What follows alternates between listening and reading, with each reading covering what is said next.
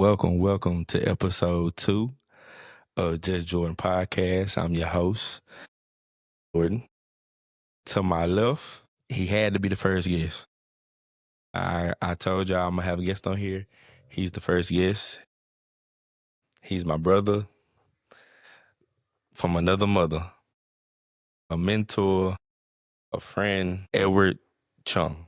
That sounds weird because I don't call him Edward. I call him Chung. But for y'all, it's Edward Chung. Let's give him a hand clap. Welcome, brother. Welcome. Appreciate it. Thank you.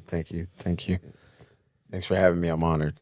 No problem. I told people somebody special is gonna be my first guest. So let's get it started. So where you from, brother? Born and raised from Houston, Texas. And if you're from Houston, I was raised in West Houston, kind of close to Cypress area. Okay. And I didn't tell him this, but I wanted to start with a little tribute to his pops. I didn't tell him this, but to give y'all a backstory, me and him met in college. We was freshmen at TSU, the real TSU. I know people say Tennessee State, but we the better TSU.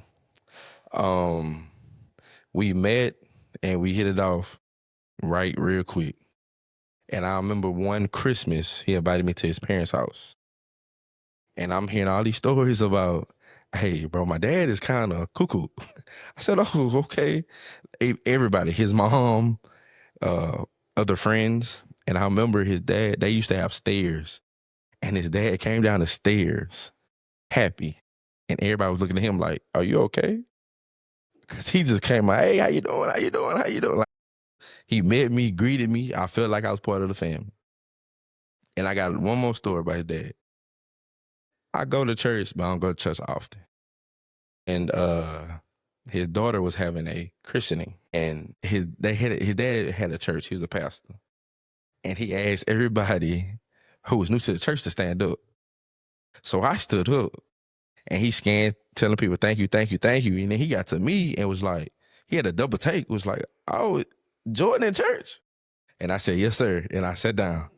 So that's the type of man his dad was, somebody who was, to be honest, that I'm aspiring to be like. Because his dad, every time I met him, it was a greeting, it was a warm feeling from a man, like a pops. And yeah, man, I just wanted to make that little tribute to your dad because, you know, that was my man. That was my guy. Appreciate it. You met him at a great time. Yeah, Old man, Chung. That's what I heard. Mm-hmm. Yeah, man, so tell me about your early life, your early childhood, siblings, all that. Yeah, I was raised in the projects. No, I'm just playing. My mind goes back to there was 5 of us, so that was always different. You already said it. My dad was a pastor and a coach. We were homeschooled, so we were different, but we were real fortunate. I had one of those very blessed childhood that we had a lot of kids in our neighborhood. We was like the Sandlot. I was growing up playing sports. So my mind goes immediately to, being outside all the time and hanging out with people on the block and quality times with my siblings. It was cool. Like we grew up. It was nice. I would never complain. My parents did the best they could. I think they did a good job with us. And it was, it was love. It was good. That's the early childhood that I remember, at least. Okay, that sounds like a good childhood. He's from Cyprus, everybody. That sounds like a good. I did paint a nice picture. Yeah, that's a good Painted picture. A great picture there. Yeah, so we're a pretty athletic group. So tell me about early athletics. He said he was homeschooled. So tell me about the homeschool scene and all that. Because I ain't know about homeschool till I was a junior high school. So Right. tell me about the scene. Right. Well, for starters, we live in Texas, so Texas is the most homeschool friendly state in the country. Like, it's as soon as you say you're doing it, you're basically like your own private school. So a lot of people do it. Um, you can do it however you want. But the part that most people don't know about is like the sport aspect. Like thinking, oh, well, if you are homeschooled, you can't play, school sports, which early on, I mean, our times were a little different. So we weren't rushing to compete in team sports at a young age. Like now, like kids playing AAU 6, 7. We weren't doing that. So I mean, it just started off with growing a love for competition, going outside, playing at the park, and then eventually moving up to. I mean, by the time, I mean, young double digits, start playing little leagues, boys and girls club type thing. And then, homeschool sports is big in basketball. So that was the first homeschool sport I played, junior high, 7th grade.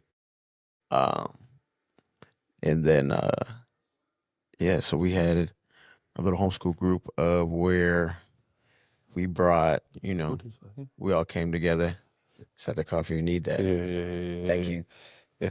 The homeschool team is basically like the way I explain it to a normal person, it's kind of like school AAU, where it's like, we all do our own thing school wise, but then we come together and play together. Okay. Um, that's kind of how I do that. But yeah, I mean, there's a lot I could go into with that. But yeah, I don't know where you want me to go with that. There's a lot of different conversations from there. I guess because the most notable homeschool player I know is somebody you play with. Is Justin Jackson. So after that, I really don't know anybody who went homeschool. So let me ask you this. Why don't you think more kids go homeschool? The crazy thing is with that is, it's kind of like anything in life where there's a cycle, and for a period of time, it was like a golden age of homeschool basketball. So like before Justin, there was a couple guys in the Houston area, some brothers, the Sanders brothers. They both were Division 1 guys. Oh. Two of those brothers played overseas professionally. Then right before Justin, you have Don Radnell's Chicken, my other brother. Mm-hmm. Could have played in the league, but long story. But Hold on, before you finish, me and him we used to say that Chicken was a better basketball player than Giannis. Okay, let us describe Chicken before y'all be like we was crazy. Chicken is 7 feet. I don't give a fuck what he say. Chicken is 7 feet. Can dribble, shoot, dunk on you, play defense. He went to U of H. This was before Giannis was Giannis. So we was like, bro, Chicken can do what Giannis do. This is before the defensive player of the year. this was young Giannis. This was Yeah. early. When he was a little skinny before he started.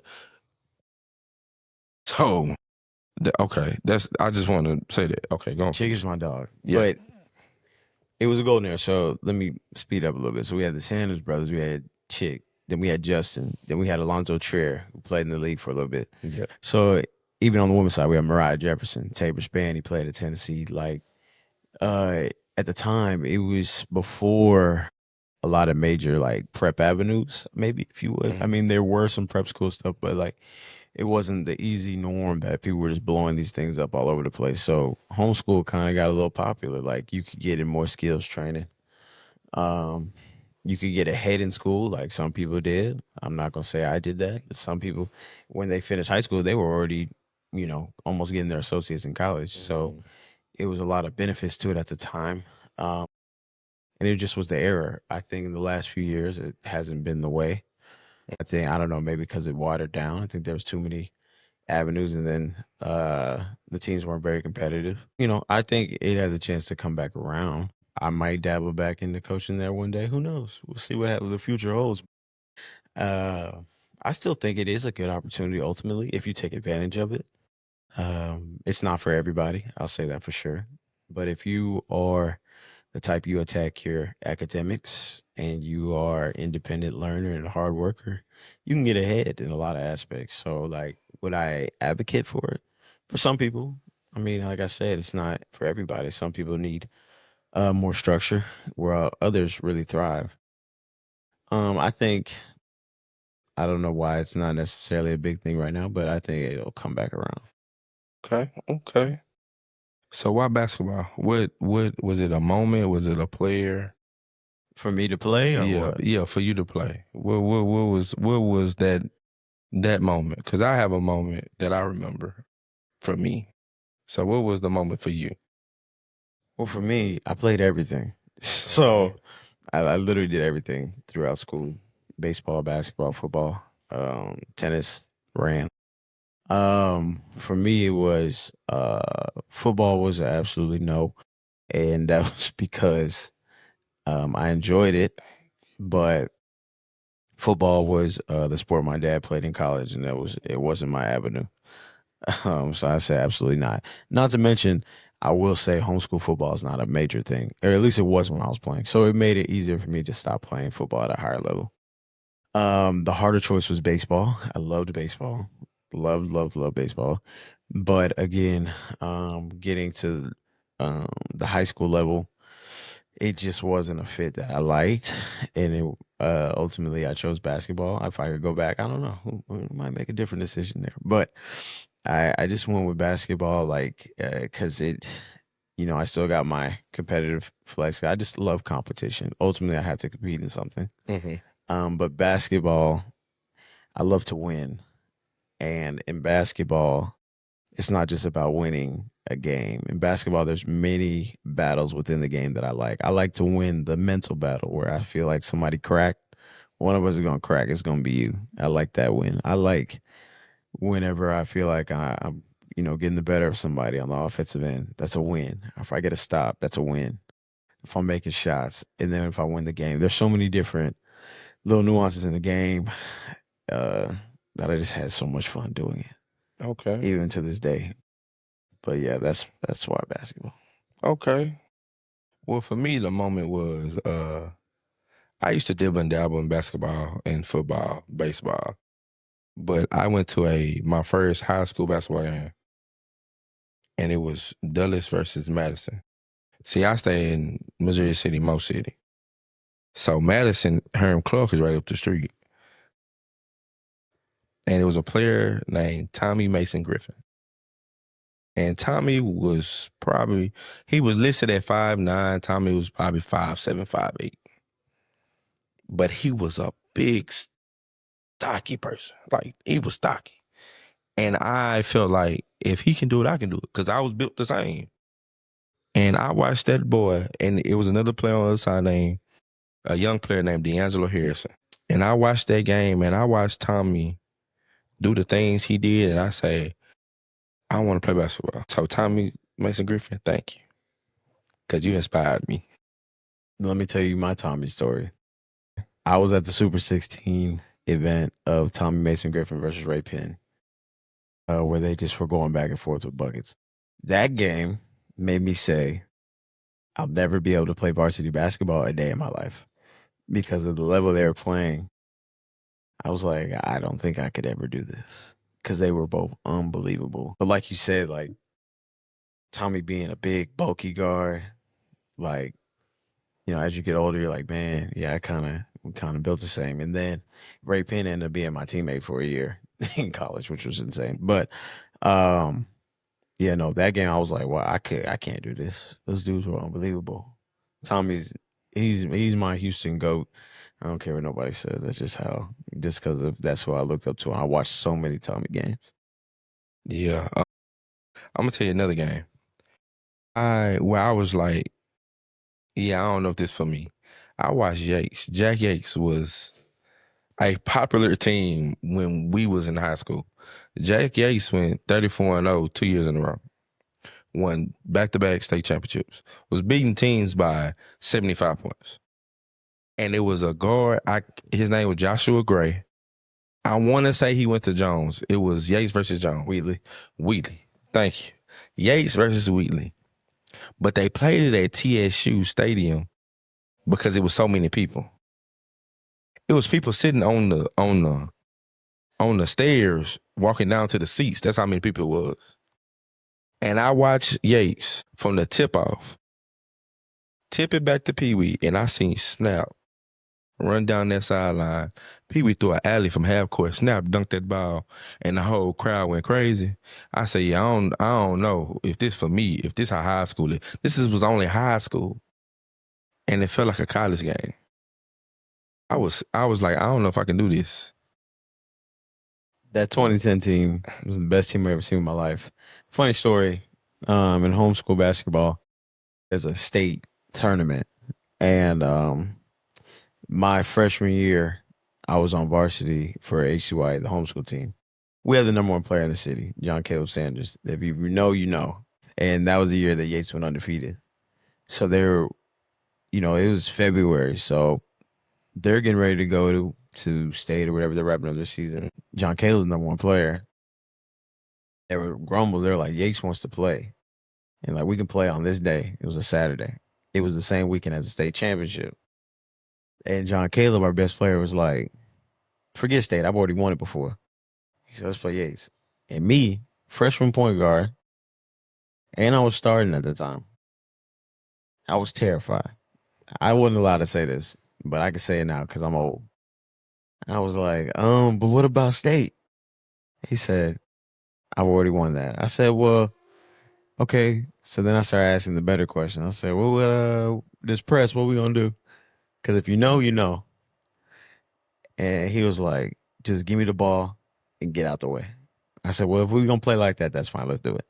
But then the coach ended up saying, no, we're going to state. We can't disrespect state like that. So that is a true story.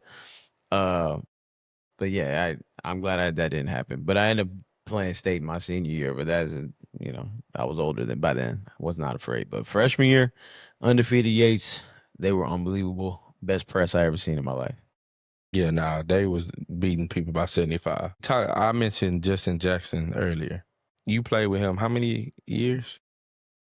7th through 11th grade. 7th to 11th grade. How was he as a teammate? Did y'all see the flashes early? Was it there early? Because what I was hearing, he was scoring 34 in 8th grade. So tell me how he was. Well, okay, so I say 7th through 11th grade. It was my 7th through 11th grade. For him, it was 6th through 10th. He was a year behind me, if I'm correct. Yes, I'm correct. It was his 6th through 10th. So my 7th grade, because homeschool were different, we were playing on the 8th grade team. So I'm playing on the 8th grade team, 7th grade. He's 6th grade. And by then, I think he might have been 6 foot. I don't remember. Not even, maybe 5'9" something. He can shoot the rock. He can definitely shoot the ball. I was like, man, this dude is good. He came back the next year like 6'2". I'm like, man, this dude he's getting tall. Like, we always knew he was nice. Then the next year he comes back after that, like by like 9th grade now. He's like 6'5". I said, bro, what is going on? I'm still the same height. I stopped growing this way, started growing this way. This dude come back 6'6". I'm like, oh my gosh. And then I remember that was around the time he started getting his first couple of offers. And then like always, like there's always some haters and be like, oh, you think he's that good? You think he can go to Washington? It's like, bro, he's in the 8th grade. He's 6'6". So by the time when I was playing varsity in 9th grade, he was playing varsity in 8th grade. He averaged, I think, almost 20 a game. We was playing with John Caleb, best player in the city. Plus him, I mean, he was averaging almost 20 points a game as 8th grader. So yeah, I was like, yeah, he is that good, bro. And then it was nice playing with him where you play with a guy, they're different when you'd be like, man, you had an all right game. What was your numbers? Let me look. I had 26, 11, and 5. Oh, okay. All right. And, every game is a minimum 25. Like it's easy to sit here and say it, but it really happened. Like, but we always had a good relationship, and with him, he just played hard, he practiced hard, he did everything the right way. We had our moments of like, because we were real friends too at the time, like, and we could actually talk, real teammates. Where he might get on me, hey, give me the ball, and you're not gonna get the ball right here. In hindsight, I just should have gave him the ball all the time, but no, it's fine. But to this day, we still cool. I leave him alone, I don't bother him. But that's my dog. And we had good times. Good. It was definitely nice playing with a future NBA player. Okay. Give me your top 5 homeschool players of all time. That's a crazy question to ask me when I'm not prepared. Top 5 that I played with or played Okay, in I give you Houston or, I like, give you Marcus in general? that you play with. No, that's worse. I'd rather do okay, that I play with? Yeah, that you play with. Homeschool? School. You was That I homeschooling high played school. with. Okay, That you one play with. no order. Good answer. Good answer. J Jax, Mm-hmm. Chick, Mm-hmm. John Caleb, Mm-hmm. That's 3. Kadeem Laden, My cousin. and TJ Rhodes. TJ. Okay. That's a good 5. That's a good 5. I gave you 5? You gave me 5. Okay. Now after you played your homeschool career, how many offers did you have? Who was looking at you? Was it a couple teams, one team? What was your preference? And where did you end up going?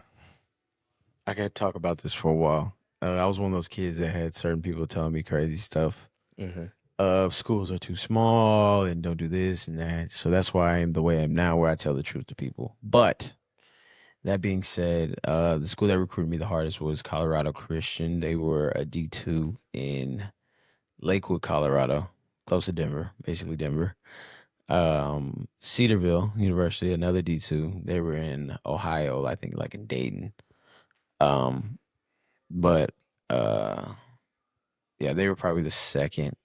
They probably recruited me the second most. Aside from that, it was a couple of D3s that were like hit us up. I remember Laterno was like, "Let us know if you interested." But that doesn't make sense. Uh, and then late, TSU was like, "If you can get in school here, you'll have a preferred walk-on spot." So like to me, dreaming of D1 dreams, I'm like, "Oh yeah, I'll get in." And so that's where I ended up going. And then it was funny because after like I actually got enrolled at TSU or like started that whole process and everything, like a month later, U of H was like, "Come on, if you can get in school here, you can walk on here." And I was like, "Huh?" And it was such a process getting through the homeschool hurdle with the HBCU that once I finally was in, I was like, you know what, I'll just stick it out here. Uh, but I was like, "Come on, Coach Dickey," like, cause that's who was coach at U of H at the time. Where I was like, "Man, I wish I knew this." But everything happens for a reason. But I ended up at Texas Southern.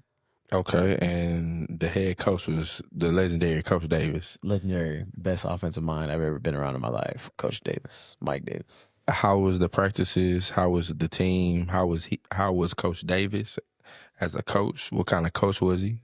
Let us know. Very kind guy, soft spoken. No, I'm just kidding. Coach Davis was the coolest guy in the world until the whistle came out. And when the whistle came out, it was business time, and everything was so. Everything was so. It was precise. It was efficient. It was quick. It was fast. I remember the first time where it got real. I didn't even know it was coming. It kind of surprised me because we kept having like open gyms and random workouts. And then all of a sudden they were like, "Wear a white T-shirt." I said, "What?" Okay. And then we go into HP, the arena, and it was just different, fast. I just remember that was the first thing that stood out to me was like nothing. We weren't doing anything crazy, but everything we did, the game speed, watching the fourth and fifth year guys get up there and run offense or do things, you're like, oh my God. Like, that's when I was with Ray Penn. I'm watching Ray Penn, Aaron Claiborne. I'm like, bro, what is going on? These dudes are flying.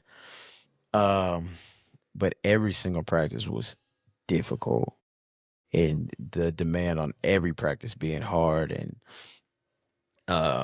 just so competitive. I remember having horrible practices, horrible, but those are the ones you grow the most. Because then I remember the ones where you play well, and it's like, oh wow, success. Practice was horrible and incredible at the same time.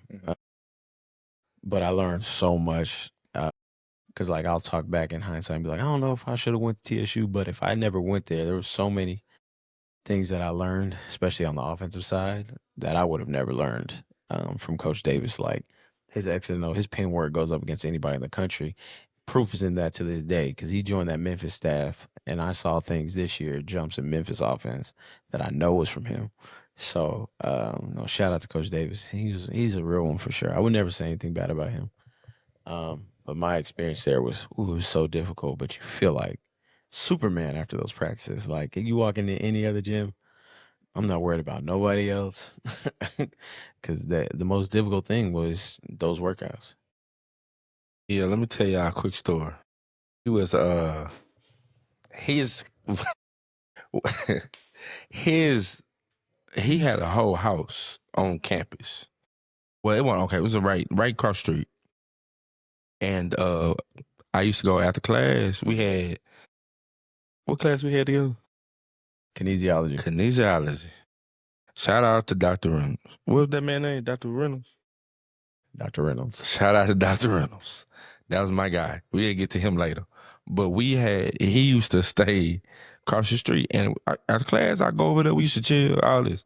One day, we decided to get pizza from Pizza Hut. And, we eat the pizza. We good. And they had a couch. They had 2 couches. And them couches were like beds. So we sitting there. We didn't fell asleep. I have class at 4 o'clock. Y'all had practice at what time? 4 o'clock. 4 o'clock. You supposed to be ready at 4. Like, you supposed to be in there ready. We both didn't get up until 3:50. It might have been 3:52. It was definitely 50. I think it was 3:55, to be honest. I think I want to say, no cap, I think it was 3:52 because I remember getting on that bike and flying to practice because they would have just probably threw me out of school at that point if I missed practice. Boy, I don't know who woke up and we said, oh, and we both flew. I drove. I said, you need to ride now. That nigga hopped on his bike and he was gone. Man, I got a class and he got a practice. I called him. I said, bro, you made it? He said, bro, I got there right before they came out. Like he said, right before. We to this day, we don't know what they put in that pizza, but we was on that couch dead. Now let's get back to, we're going to talk about Dr. Reynolds. Okay, we met in that class. How he tell the story is, I walked around the school like a sad puppy, and he came up and saved me. That's how he tell people when he tell his story. This is the real. I'm gonna give y'all the real. So I used to sit by myself. I didn't really know nobody. So I sit by myself. I ain't want to talk to nobody. And there used to be a group of them. It used to be him, 2 other people, and a man named CJ. I call him a man. We'll get to him later. So, they used to sit right there, and I sit behind them. I wouldn't say nothing. So one day he came up to me and said, hey, man, don't I know you? I looked at him like, brother, you don't know me. But then we started talking. We got cool, all that. So Dr. Reynolds used to come in there every day saying some crazy stuff. And, TSU, we got what's the band called? The Ocean of Soul. The Ocean of Soul. One day he came in there and say, yeah, baby, they was out there playing Take Me to the Cross. And we all sitting in there like, Doc, you mean Take Me to the King? Well, y'all know what I mean. Y'all know what I mean. And he started singing the song. We said, all right, Doc, that's how that man was. Let me tell you how cool he was. The class was hard. I don't know why I took that class. The class was hard. We took our final before school was out. Everybody failed. Everybody failed. When I say everybody, he came back in there and say, y'all all failed. He told us, y'all come back here tomorrow at 10 o'clock. Y'all gonna retake this test. When I say I think we had at least 50 people in the class. 35 was at his house. We all studying together. We in here trying to find a way to, we take it again. We all passed. And he was like, I knew y'all could do it, baby. I knew y'all can do it. But that man, I ain't gonna lie, that man made my experience at TSU a great one. Like, that man when I think of TSU, I think of Dr. Reynolds. Because that man was, every time I see him, he's always smiling, trying to get you to go do something, trying to get you to give blood. He be like, come on, baby, come give me that blood. I'm like, Doc, I gave you 3 pints yesterday. But that man was, that when I think of TSU, that's that. I hope he's still there. I'm going to have to go back up there one day and see if he's still there, because that man was a great man. Dr. Reynolds got me in trouble with that giving blood. I remember me and 2 other teammates, 2 other freshmen. We were in his class, and he was like, if you don't give blood, you're not passing this class, right? So I remember this. me and I can't remember. It might have been Vic. It was another one. We were like, all right, so we gave blood. We had practice. We went to practice after, and Coach Davis was like, "Why y'all look like that?" Like we look kind of sluggish. I got low iron, so I'm looking super light. And then one of us spoke up. It wasn't me. It wouldn't be me. And they're like, "Oh, we had to get blood." Blood? You gave blood and then practice? And we're just like, we had to. We said we had to. So that's the dumbest thing I've ever. He said some other things, but it's fine. But we lived to tell the story later. Yeah, TSU was a crazy time. Crazy time. So after my freshman year, I didn't go back, and I remember, was it the first semester you didn't go back, or was it second? It was like mid second semester. I didn't even Mid. get to finish my first year. It was insane. I got in so much trouble. I didn't get in trouble. There's a lot of stuff wrapped up into FAFSA and administration that made me not like TSU for a while. But it's okay. I still have love. So yeah, so after that, I think I seen him, but I ain't really seen him for like couple months. And then he called me one day. Was like, "Yeah, man, I'm coaching now." I said, "You what?" He said, "Man, I got my own AAU team." I said, "Nigga, sir, we are 20 years old. What you mean you got your own AAU team?" He said, "Yeah, man, come check them out." So I took that long drive down. Remind y'all, I stay in Missouri City. He stay in Cypress. I didn't have an easy tag, and I wasn't getting on there.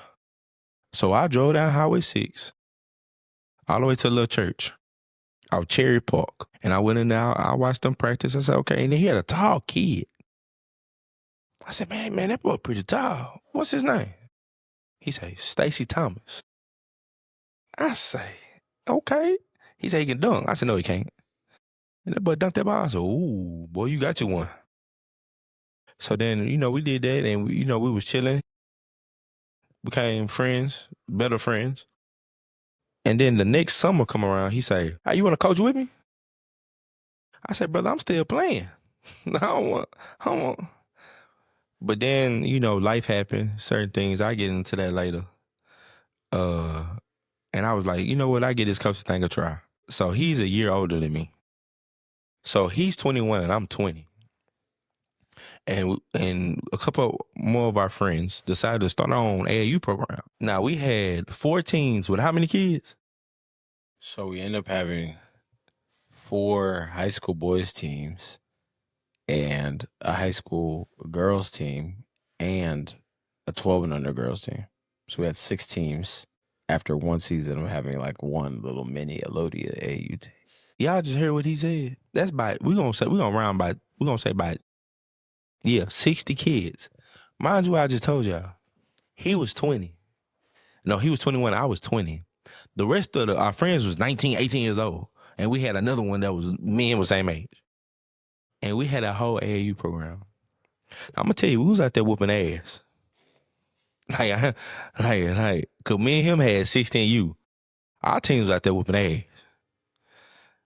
But I like the money aspect. We didn't expect the money aspect. Like towards the end, we was shelling out money. Like we was not ready for that commitment. But I think it taught us responsibility.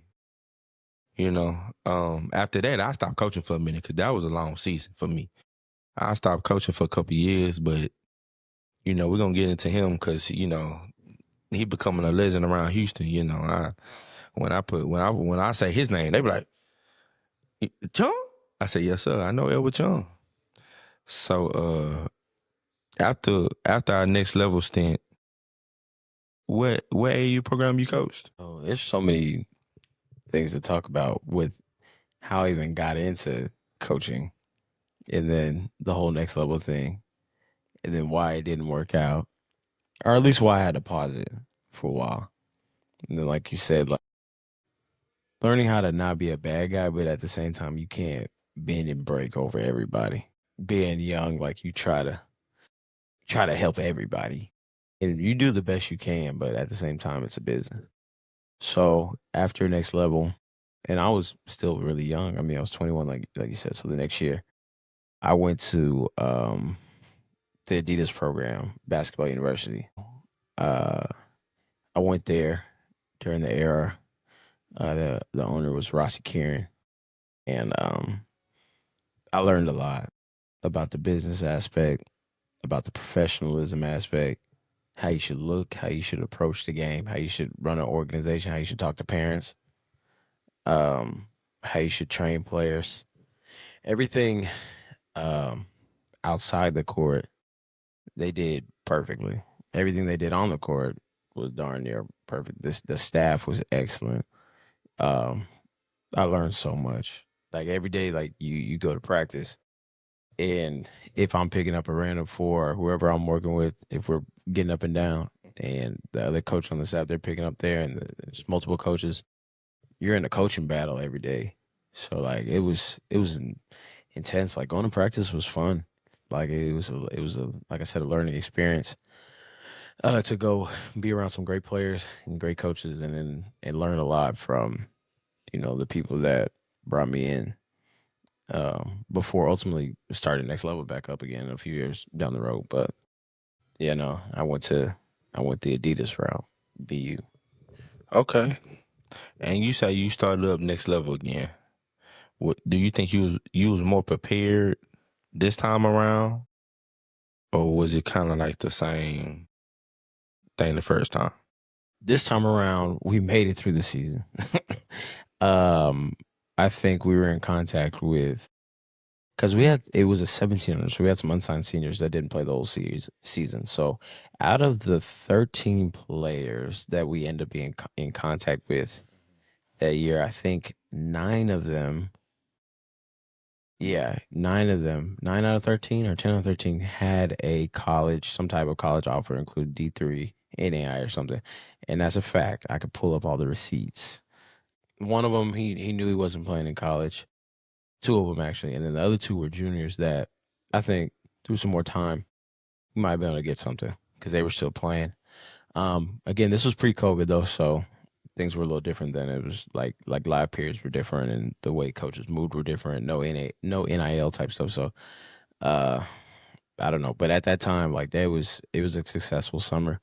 There still was a little bit of still too nice edge sometimes, but for the most part, we were more prepared, and we did a better job. Like I said, we got through the season, and we did some cool things that summer. I definitely enjoyed it.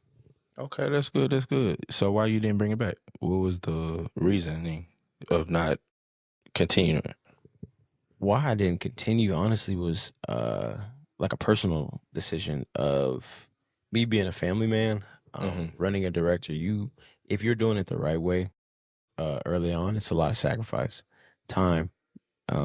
It's oftentimes not financially very good for you. You have to give a lot, and I was in a position where I couldn't really do that. That next summer coming up, my wife was pregnant, about to have a baby. I'm like, no, no, no. I either need to work or I need to be in a coaching position that's kind of, it's set. It's a coaching position. I'm here to coach. I get a little stipend, whatever. And I'm not killing myself. So then that's how I end up stepping away from next level again, and I got back in the Adidas world. And then next level will be back at some point. Um, could be next year, could be 10 years from now. I don't know, but it's definitely something that I'll do in the future. But uh, just for the time being, it was better for me to have that structure of being under another umbrella. Okay, okay. And to go on that his wife's pregnant part, I remember when they told me they was having a kid. They both was in the car smiling, and I'm like, "What's wrong with y'all? Like, what?" And I look, I say, "Are you pregnant?" And she said, "Yeah." I think I was more happy than them. Um, but so you say you went back to Adidas circuit. What team did you end up coaching? Back to basketball university, man. I'm a loyal guy. I went back to Okay. the program that raised me. If it ain't gonna be mine, I went back there. That's where I went. Rossi called me, said he had a group. I said, all right, let me see. Okay. Okay. You went back to BU. Who was some of them your players on that team? Do you remember? Yeah, I remember I had Chemo Millender, my starting point guard. Probably, if not the toughest athlete I've ever coached at any age. And at this point in my life now, I've coached since 2014, so it's like going on. It's like 11 years. Mhm. A lot of different AAU teams, some varsity, high school teams, community college. On the toughness level, he's probably number one. If he's not number one, he's number two. Um, so Chemo Millender, who's now a Division One athlete, Seth Jones, another one that was unbelievable, tough, stupid talented. Matt Lewis, extremely talented. Then we had different athletic guys on the team. We had like Colby Henderson, he's playing D2 still now. Um, Conley Christmas, Jeff, Jaden. I'm trying to think. I can't remember their last names now, but no, we had a good squad. That was a ninth grade team in 2019. Okay. Okay. And you remember your record? What was your record? I don't know. We won more than we lost. I do know that we didn't lose often. If we lost, it was in a circuit, Oh, and because it was different. Adidas is different. Um, we did well sometimes. okay. We went out to LA, beat up on the Compton Magic, got the receipts, but We got them. but no, we did very well for ourselves. I don't know what that record was. Like I said, that was 6 years ago now. Okay. So after BU, where you go after BU? Or how long did you stay with BU the second time? So when I went back there, I was ready to ride it out. I like that team. Uh, but that ended up being BU's last summer as an organization. So going into the next year, I was like, well, I don't know what I'm gonna do. Uh, Next level, nah. I was like, I don't know. And I remember getting a call. That group I had at BU, the core of it, pretty much for the most part, was like they want to stay together and do their own thing.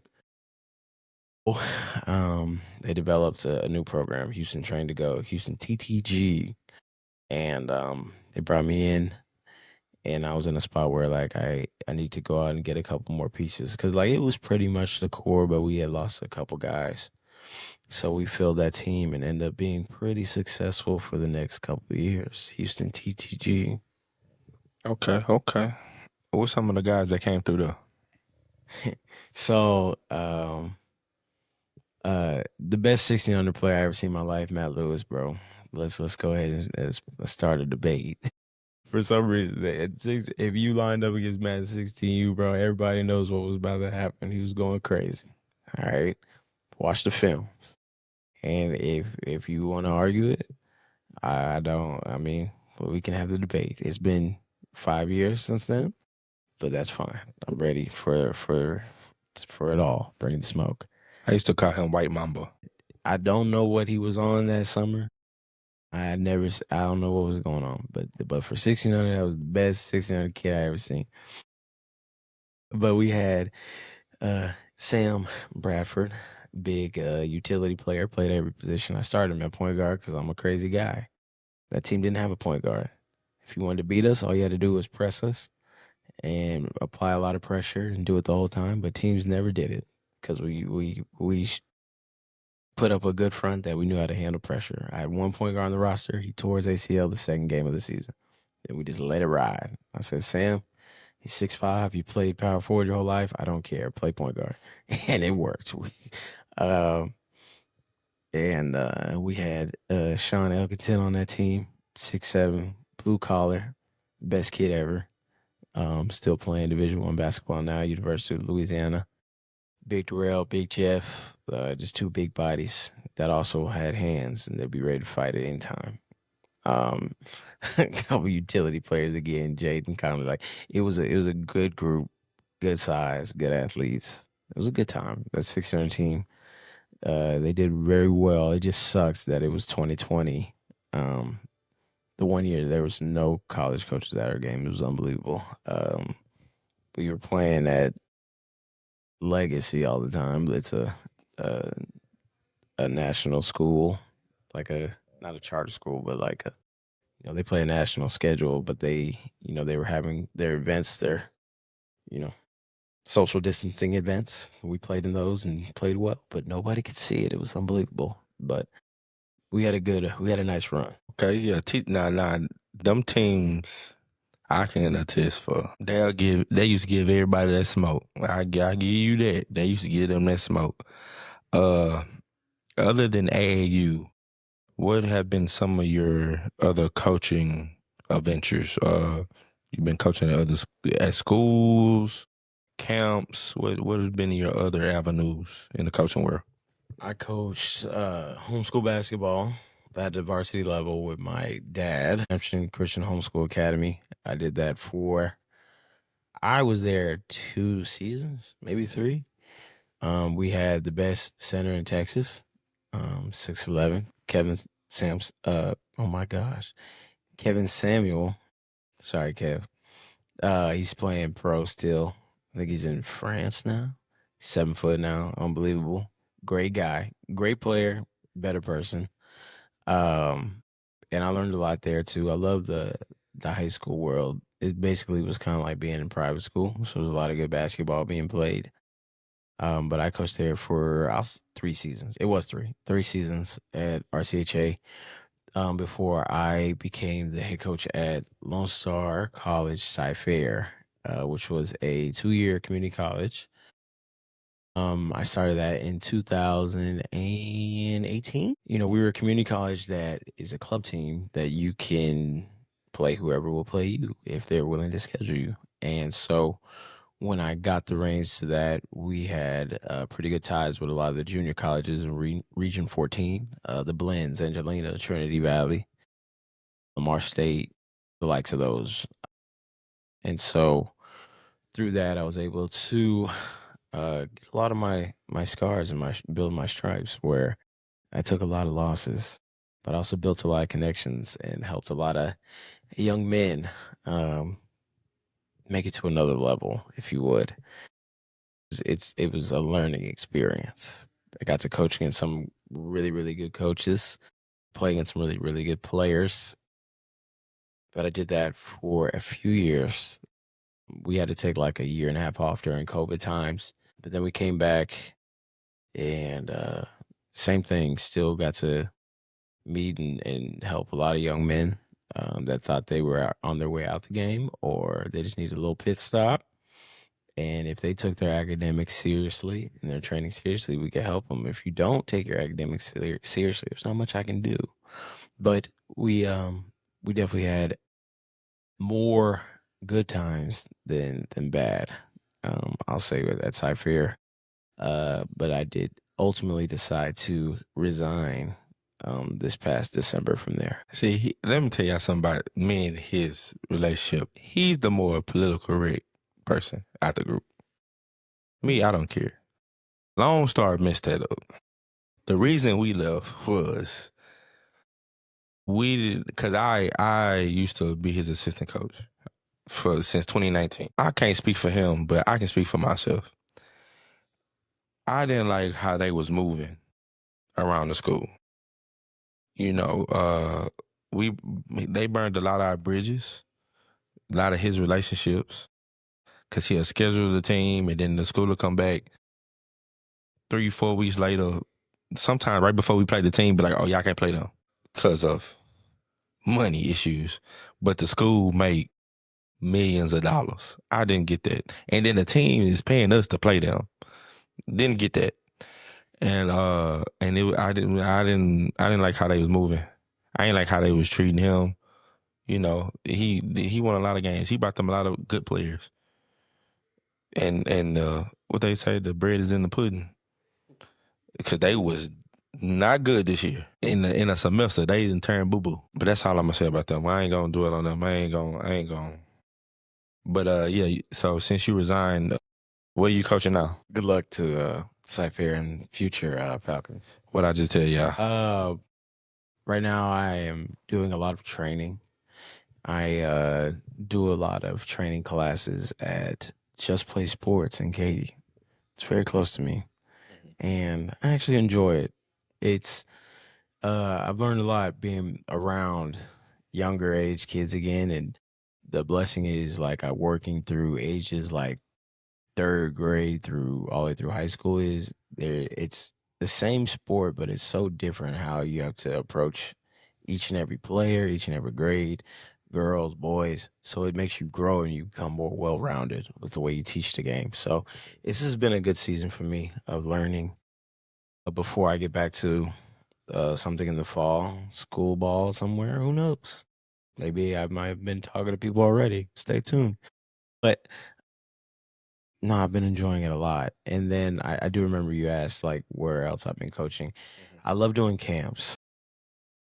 I have done quite a few camps. I've done different satellite camps, helping certain coaches like pop-ups in Stafford area. Like I helped Coach Henderson from Houston Tillotson run a camp at Stanford, me not Stanford, at Stafford. And then I like these university camps. And they're all different, but I do like the overnight camps. So I've done different ones where I have gone to Stanford University for overnight camp. I've done Duke University, University of Houston, Kansas, and I think that's it. I think that's it. Those are the main ones I've done. I've done Houston. I do Houston every year now because come on now, it's Houston. It's the Cougs, and I love what they do with the camp.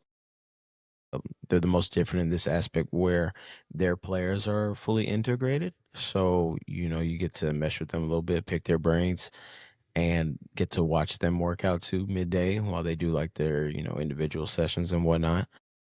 Getting to hear from Coach Kelvin Sampson is pretty dope. But like I said, all the camps are different. When I did Duke, it was 2019. Yeah, it was a year before COVID.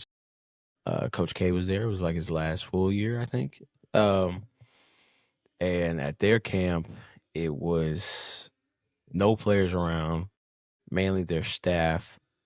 But Coach K would talk to us every morning. So that was something that I got to learn from. Stanford was kind of like Houston, where their players were around helping a little bit. Them, again, mainly was their assistant staff, but then they let us come to watch their workouts and take notes and ask questions. So it was a lot of learning there as well. And then Kansas, what they did that was really cool was each day they had like a hour and a half block where we'll meet with their staff and we could ask any question, whether it was basketball, personal, whatever. We could pick the brain of anybody on the staff and just talk X's and O's or whatnot. So it's all ultimately just, you know, grabbing bits and pieces all over the place just to become a more well-rounded product as a coach or as a basketball mind. So I'll do as many camps as I can. This year, I'm only doing Houston. Decided to stay local more, not travel as much. Opportunity to go to Marquette, but I'm not going to do that this year. Maybe next year, but yeah, I'm gonna stay home and then do Houston again. But yeah, I love camps and yeah, no man, it's been cool. I told y'all he becoming a legend. No shit. That boy say Duke, Kansas, Stanford, and Houston. Duke was in the Final Four this year. U of H was in that championship. Kansas is Kansas. And Stanford is on their way up. I told y'all he becoming a legend. Where you see yourself in 5 years in the coaching world? I like this question. Uh, if you had asked me this 2 years ago, I would say probably at a university level on somebody's staff, if not be a head coach by now. But I think I've kind of pivoted from that. Um, just with how much the demand is and the travel and being away from your family and whatnot. I think in 5 years I see myself plugged in somewhere seriously local, whether that's a high school or a prep situation, and leading the charge there. Being real comfortable with that. I don't know if I'll still be involved in some capacity with like summer or training or whatnot. Um, just because if you're that locked in school wise, you'll probably have to take a step back as far as being able to do AU or different trainings like that. But which would be fine because that would be a good trade off. But I do see myself still around the game. But hopefully by then, yeah, really locking in somewhere and being there for the long run. Okay, that's what I like to hear. That's what I like to hear. I got a couple more questions for you, brother. What is something you need to work on as a coach? And what is something you think you're good at as a coach? I told you I'm gonna come with it. As a coach, what I need to work on is the basketball, understanding that there is no basketball common sense and certain things as a player that I don't think you could ever be too good at explaining, if that makes sense. Where like I'll see a player, I'm talking to a guard, I'm like, why didn't you make that pass? Or why didn't you do this? Or, you know, you didn't see that? And they're just like, no. Or what is that called? Like, so it's like being able to take what's in your mind, like in helping your players create that product that you see, like the vision. Like, I don't think anybody could ever actually truly master that. But as a coach, like, that's something that I will continue to work on more and more, where I can take a pause sometimes. And when I get there, I start noticing the look on players' face where like, oh, they don't know exactly what I'm talking about. So like, not over explaining, but just like being able to really illustrate what I want done and making it happen ultimately. But I think that's a lifetime uh achievement. Like it's gonna take a while for for me to really ever feel confident in that. So as far as something I do well, that's a good one. Um, 'Cause I think I know. I'm interested to see what you say. I think I read uh body language well and energies well. Um, and I can find good synergies like in good lineups. Like I'm willing to, like have a little flexibility. Use it, be able to adapt like different lineups, and then I can find a certain energy with like 4 or 5 people, and I can for that day. Like your best five today might not be your best five tomorrow. So I think that's something I've worked on. It's a few things. I don't know, but that's the first thing that came to my mind. What were you gonna say? Your X's and O's.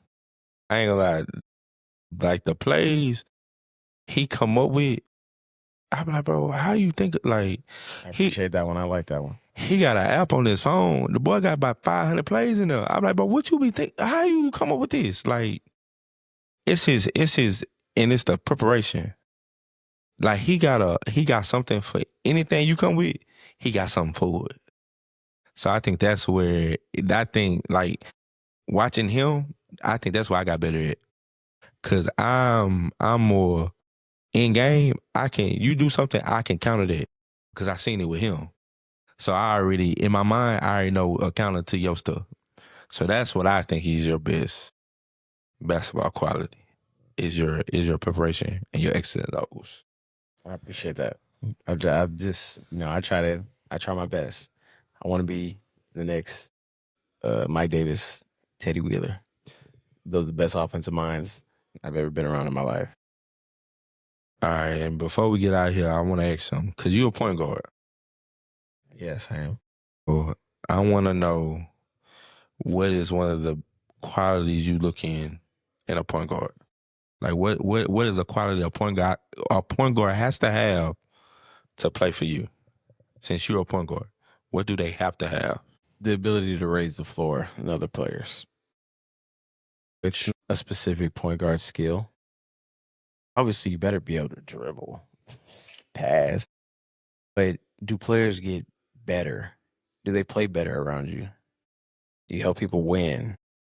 Do people want to play with you? If you're a point guard and you get picked last, that's not the point guard I want. Like I adapted it. Who did I get this from? Where now I don't make teams anymore if I do scrimmaging. I always make players pick. because a couple things happen. One, the players tell you who they think is the best player on the team or who's the worst because they're constantly last, or the player that they just don't want to play with. I like to know that. And then thirdly, that player that's constantly picked last, nobody likes that. They'll work harder to get better, right? So I don't make teams anymore. But if it's a guard and nobody wants to play with you, something's wrong. Because I know guys that are shoot first point guards, but people want to play with them. I know guys that are pass first point guards that nobody wants to play with them because they can't shoot. So I'm looking for, are you a floor riser? And what does that mean? Do guys play with more energy? Do they rebound harder? Do they screen for you? Right? If you have a forward that automatically wants to screen, that's a good sign. That means he trusts you as a guard. You make good decisions. But if you have guys that are just like, oh no, I don't want to play with you, or anytime they get it's a black hole, it's an ultimate sign of I don't, you know, you're not the guard for me. Like as far as, and then I mean, if you go by attributes though, or like something like that specifically, vocal toughness. Aside from being able to dribble, bruh, vocal toughness. You know, You point guard out there, you heard it first from the point guard. My point guard, you heard it first. That's what you need. We're gonna go ahead and eat it off right there. This was a good episode. I appreciate you, brother, for coming on. This ain't gonna be the only time he on, but I appreciate you. appreciate you for having me, making tough basketball choices. I hope I don't regret anything that gets posted. I'm not responsible for anything that happened on this. Appreciate y'all for being here. Like, comment, subscribe. Hey, appreciate y'all.